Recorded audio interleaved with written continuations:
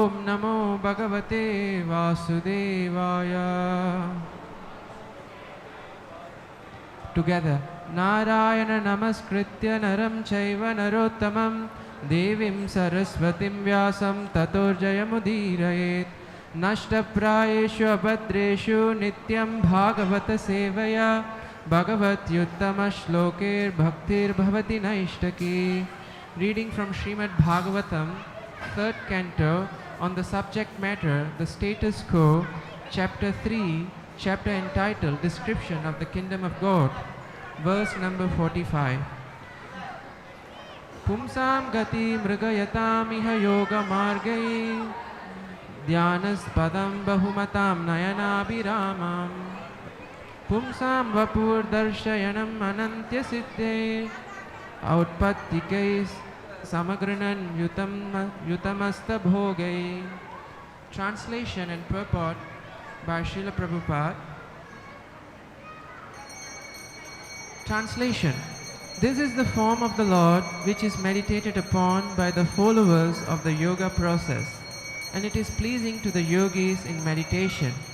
It is not imaginary but factual, as proved by great yogis. The Lord is full in 8 kinds of achievement, but for others these achievements are not possible in full perfection. Purport. It's a long purport. The success of the yoga process is very nicely described here. It is specifically mentioned that the form of the Lord as four-handed Narayana is the object of meditation for the followers of Yoga Marga. In the modern age, there are so many so-called yogis who do not target their meditation on the four-handed Narayana form.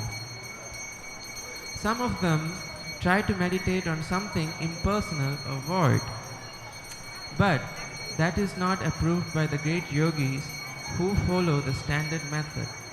The real Yoga Marga process is to control the senses, sit in a solitary and sanctified place, and meditate on the four-handed form of Lord Narayana, decorated as described in this chapter as he appeared before the 4 sages. This Narayana form is Krishna's expansion. Therefore, the Krishna consciousness movement which is now spreading is the real topmost process of yoga practice. Krishna consciousness is the highest yoga performance by trained devotional yogis. Despite all mundane allurement of yoga practice, the 8 kinds of yogic perfections are hardly achievable by the common man. But here it is described that the Lord, who appeared before the 4 sages, in himself full of all 8 of those perfections. The highest Yoga Marga process is to concentrate the mind 24 hours a day on Krishna. This is called Krishna consciousness. The yoga system as described in Srimad Bhagavatam and Bhagavad Gita or recommended in the Patanjali yoga process is different from nowadays practice Hatha Yoga as it is generally understood in the Western countries. Real yoga practice is to control the senses, and after such control is established to concentrate the mind on Narayana form of the Supreme Personality of Godhead. Shri Krishna. Lord Shri Krishna is the original personality of Godhead, and all the other Vishnu forms with 4 hands decorated with conch, lotus, club and wheel are plenary expansions of Krishna. In Bhagavad Gita, it is recommended that one meditate upon the form of the Lord. To practice concentration of the mind, one has to sit with the head and the back in a straight line, and one must practice in a secluded place, sanctified by sacred atmosphere. The yogi should observe the rules and regulations of brahmacharya to strictly live a place of self-restraint and celibacy. One cannot practice yoga in a congested city, living a life of extravagancy. and including unrestricted sex, indulgence, and adultery of tongue. Yoga practice necessitates controlling the senses, and the beginning of the sense control is the control of the tongue. One who cannot control the tongue can also have one who can control the tongue can also have control over the other senses.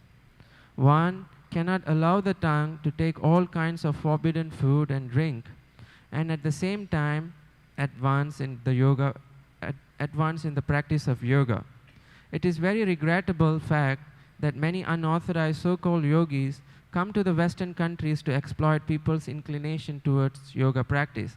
Such unauthorized yogis even dare to say publicly that one can indulge in the habit of drinking and at the same time practice meditation. 5,000 years ago, Lord Krishna recommended yoga practice to Arjuna, but Arjuna frankly expressed his inability to follow the stringent rules and regulations of the yoga system. One should be very practical.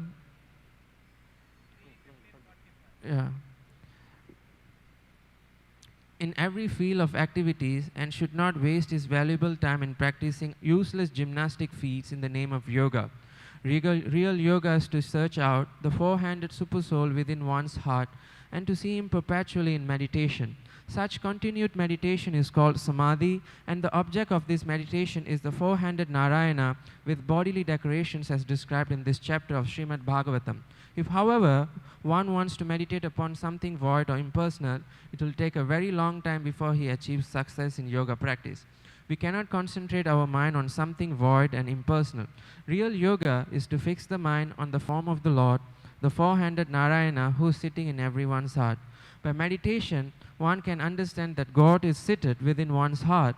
Even if one does not know it, God is seated within the heart of everyone. Not only he is seated in the heart of the human being, but he is also within the hearts of cats and dogs. Bhagavad Gita certifies this fact by the declaration of the Lord, Ishvara Sarva Bhutanam Hriddeshe. The Ishvara, the supreme controller of the world, is seated in the heart of everyone. Not only he is in everyone's heart, but he is also present within the atom. No place is vacant or devoid of the presence of the Lord. This is the statement of Isha Upanishad. God is present everywhere, and his right of proprietorship applies to everything. The feature of Lord by which he is present everywhere is called Paramatma. Atma means individual soul and Paramatma means the individual super soul. Both Atma and Paramatma are individual persons. The difference between Atma and Paramatma is that the Atma or the soul is present only in a particular body, whereas the Paramatma is present everywhere.